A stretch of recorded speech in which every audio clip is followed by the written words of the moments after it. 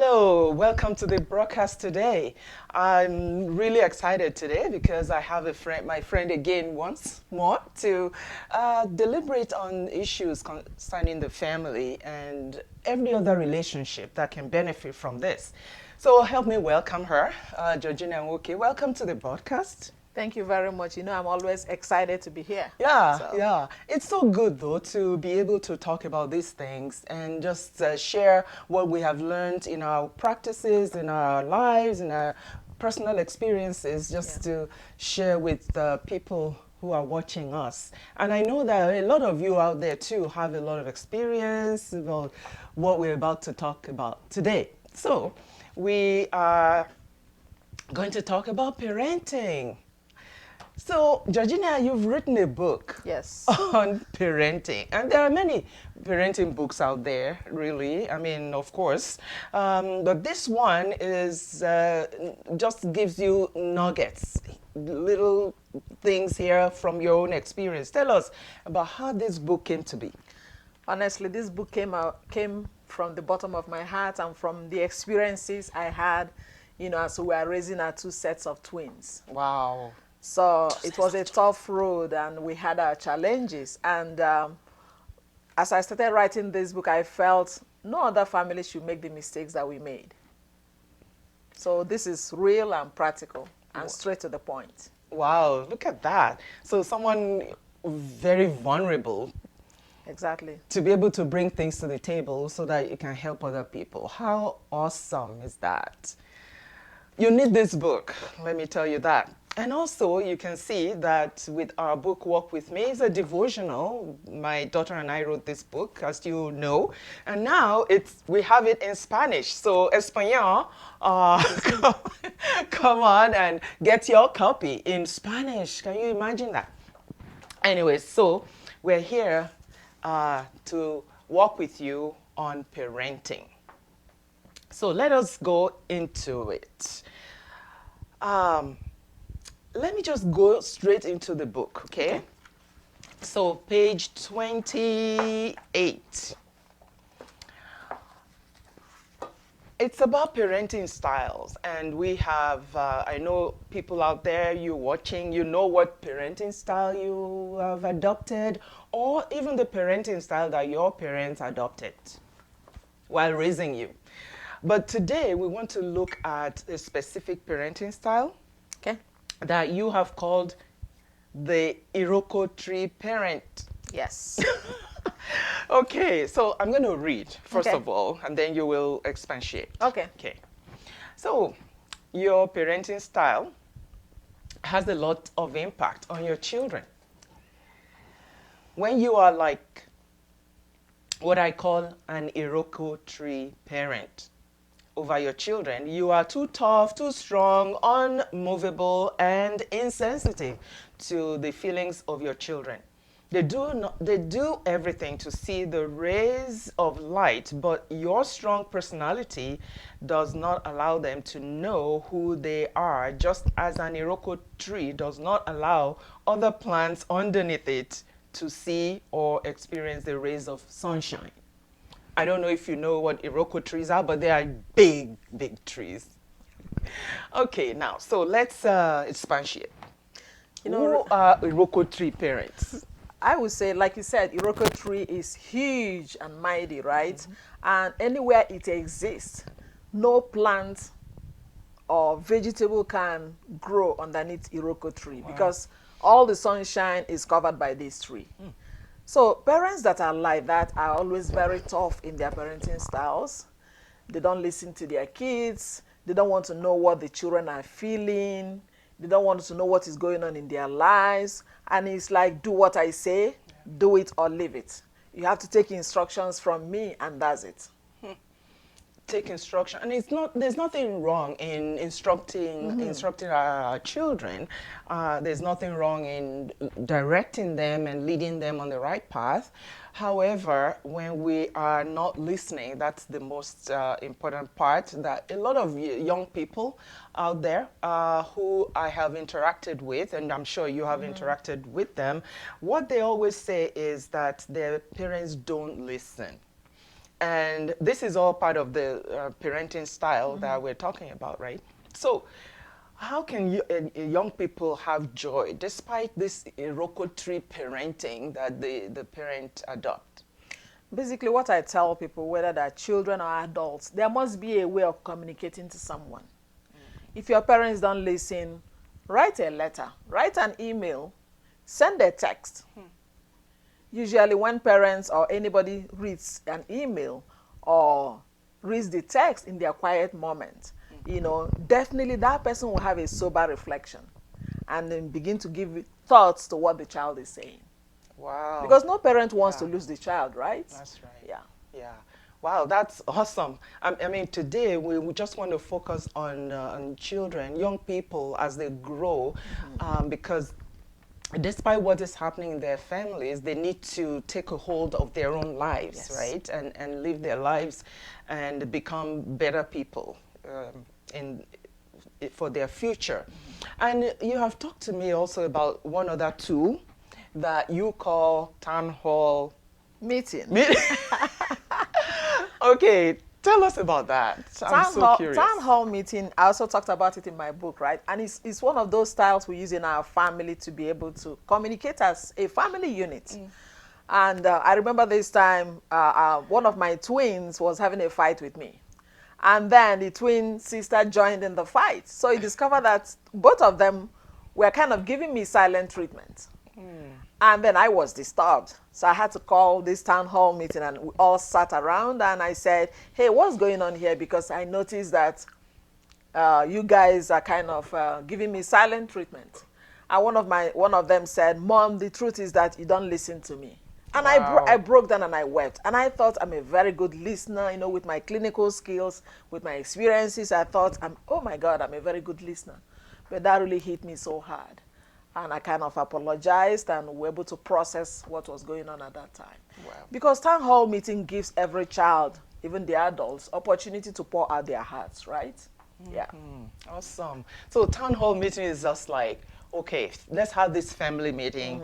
I have identified something. I don't want to ignore that something is going on. So let's talk about it. So when you do this town hall meeting, does it include everyone or those who are just involved with the issue? It includes everyone. And it's also not just when there's a problem. Also, you know, maybe every other month, everybody can come together. Hey, guys, how do you think we are doing? What do you think we need to change? You know, since the beginning of the year, what has been the challenge? So it's also an opportunity to tell the kids, you know, you're doing well. Yeah.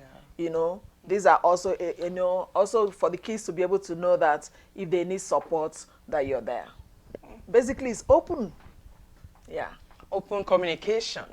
Just we're going to talk about communication on this broadcast and at some point, and healthy ways to communicate. So in summary, we've talked about writing letters, write things down and express yourself as a young person to your parents so that they can read it at their spare moments and then they'll be able to at least assimilate what you're trying to tell them.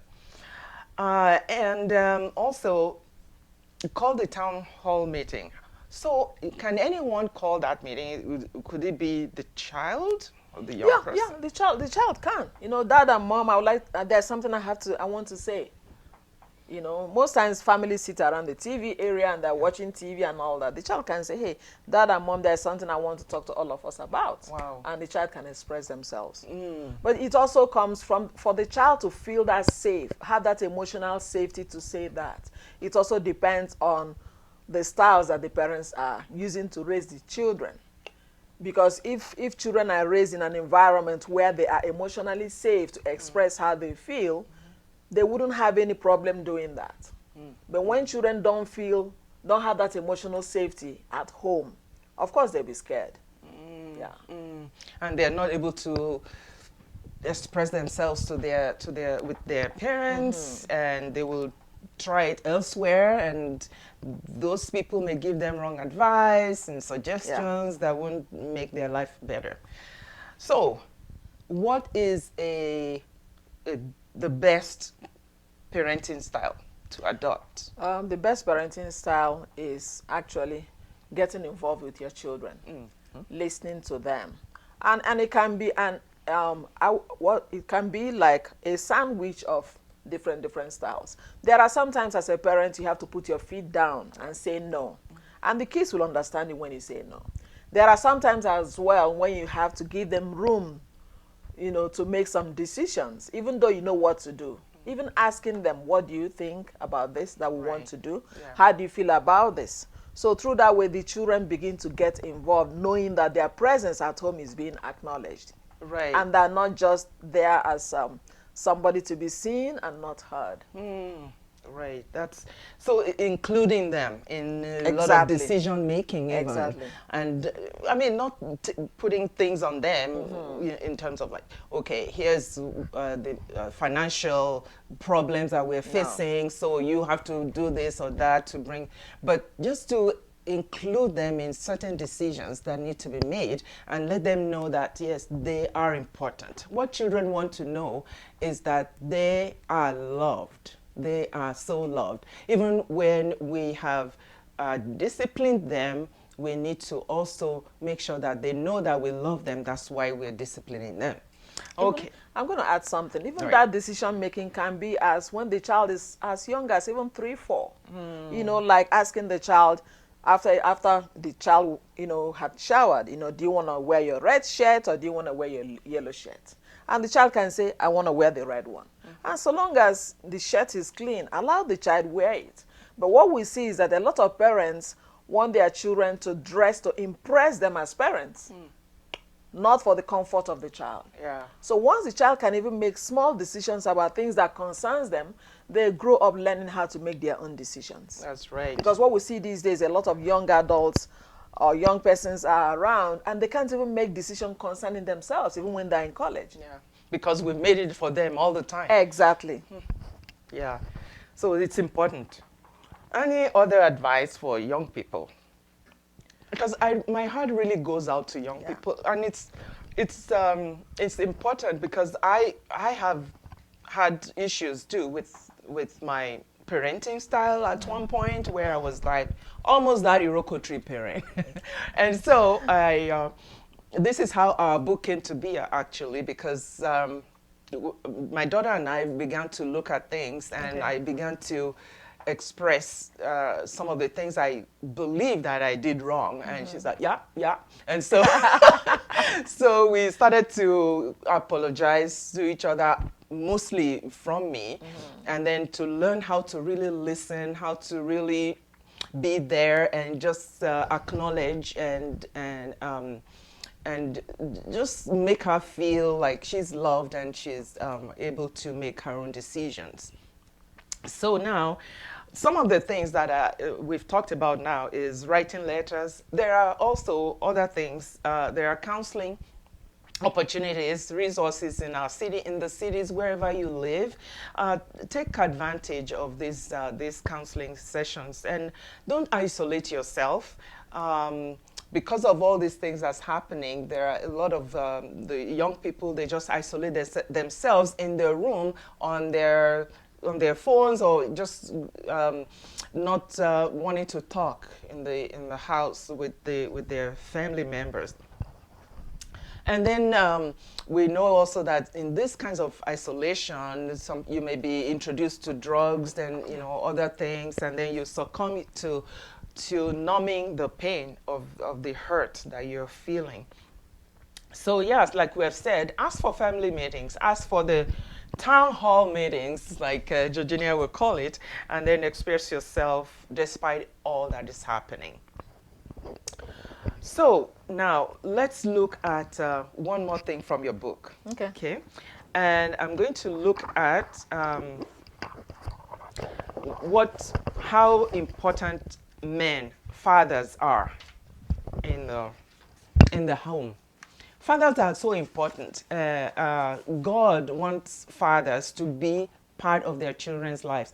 Yes, in this society, it's like, okay, I'm working and toiling. I come home from work, I eat and sleep, and the next day I do the same thing. And the mother is the one that's at home and taking care and helping them with the homework. But it's important to have fathers really be involved, even more so emotionally. So let me look at page 136. So girls most times appear to date and marry men who are like their fathers.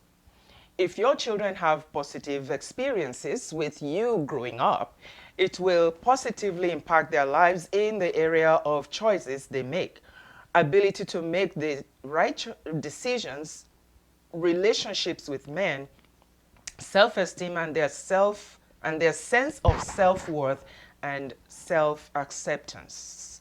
So my question to the men and even to the mothers is, would you like your daughter to marry someone like your husband? Or dads, would you want your daughter to marry someone like you? Food for thought, isn't it? Yes. Okay, so expatiate on that, please. That question is actually a question that every father needs to answer. Wow. Because, I mean, if you're a good father, good in the sense that you've been nurturing to your daughter, your children can connect with you. Of course, every girl will want to marry such a man like that who is loving and caring. Okay? But what we see these days most times is that in families where there is abuse, we see these girls as they grow, they also get attracted to men who are abusive to them. Because it's about the familiar, right? Familiar territory is a comfort zone. If my mom was able to do it, I can do it as well. If my mom was able to handle it, I can handle it.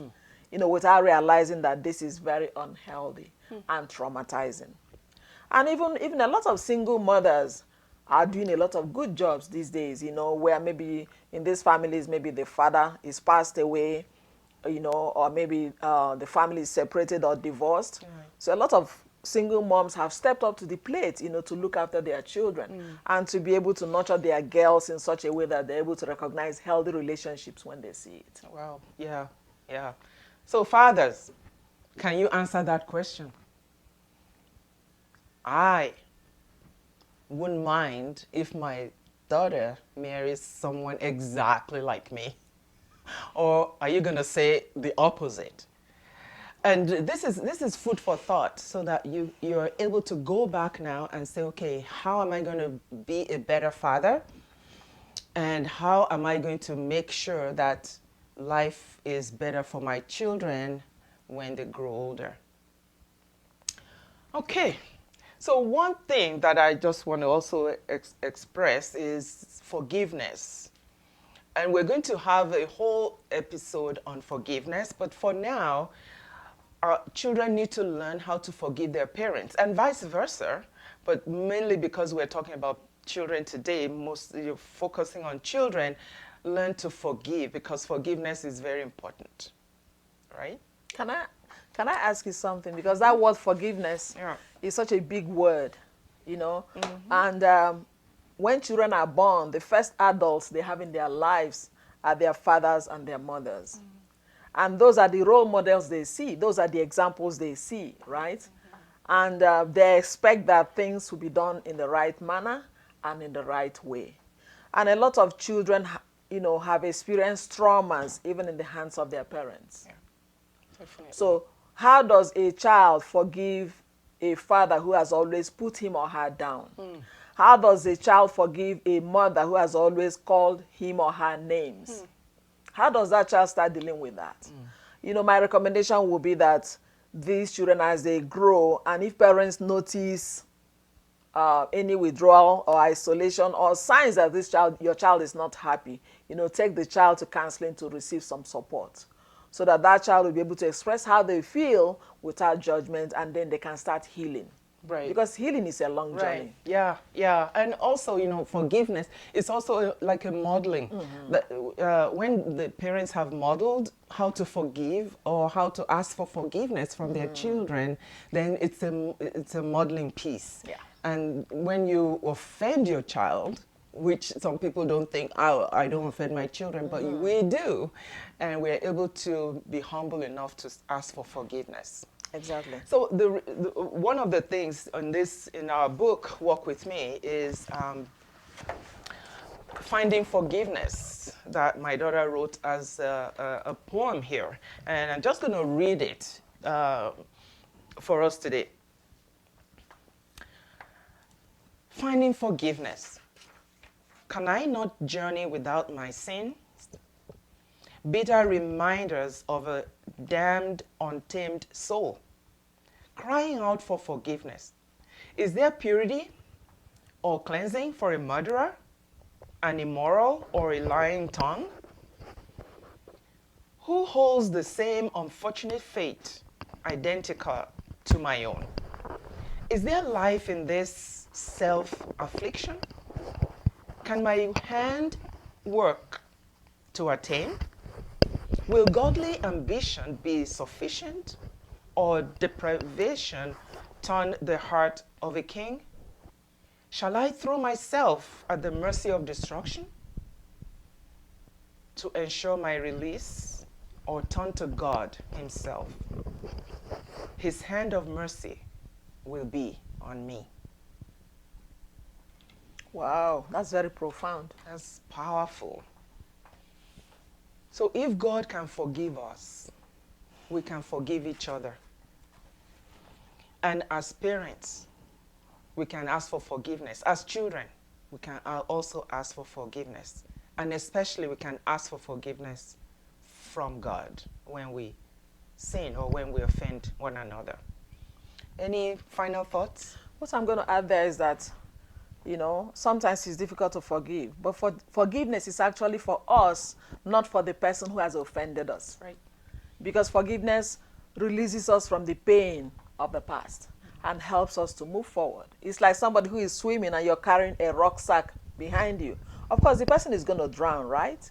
So forgiveness helps us to let go of the past and then be able to walk freely into the future. And there is nobody that is too big to say, I am sorry, I apologize. That's right. That's a key word that needs to run in our homes and in our relationships and in our families as well. Yeah, that's right. Thank you so much for coming to discuss that. I believe that we have walked with you through this parenting episode. And if you have any comments or suggestions for us, please email us and we will be able to respond to you. Thank you so much for watching, and we will see you again. Thank you, Georginia. Thank you very much for having me.